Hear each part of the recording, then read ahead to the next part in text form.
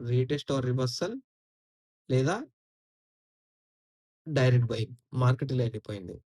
ఇక్కడ ఏమైతదంటే fake break down అయ్యి direct breakout అయితది. సో, ఇవన్నీ ఇప్పుడు నేను మీకు చార్ట్ మీద చూపిస్తాను. సీ మీరిక్కడ చూసుకున్నట్టయితే ఇది ప్రీవియస్ డైరెక్ట్ బ్రేక్‌ఔట్ గదా! నేనేం జెప్పాను? రెడ్ క్యాండిల్ పక్కనో ఏదో గ్రీన్ క్యాండిల్ ఫార్మ్ చేసిందంటే అది మనకు బ్రేక్‌ఔట్.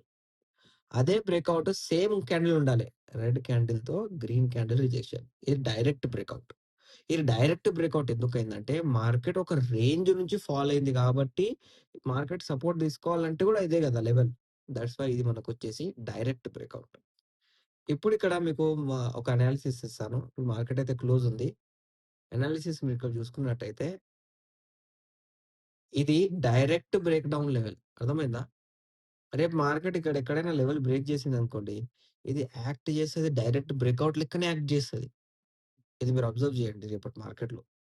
లేకపోతే ఇది మీరు ఒక 1 ఇయర్ తర్వాత చూస్తున్నా, ఒక 6 మంత్స్ తర్వాత చూస్తున్నా, డేట్ గుర్తుపెట్టుకోండి 11థ్ జులై 2025 అనాలిసిస్. ఓకే. ఇప్పుడు ఇన్‌డైరెక్ట్ ఎట్లా ఫైండ్ ఔట్ చేయాలి? సేమ్ ఇప్పటిదాకా ఏం చెప్పాను? ఒక బ్రేక్ డౌన్ ఇచ్చేసింది మార్కెట్. ఆ బ్రేక్ డౌన్‌కెళ్ళి డైరెక్ట్ రిజెక్ట్ అయిందనుకోండి, అది లెవెల్ వచ్చేసి మనకు బ్రేక్ డౌన్ అయితది.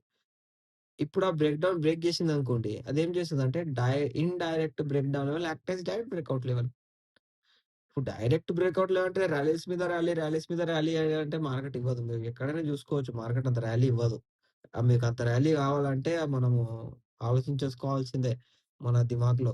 అంతేగాని మనకు ప్రాపర్‌గా మార్కెట్ ఎప్పుడు అంత పెద్ద ర్యాలీస్ ఇవ్వదు.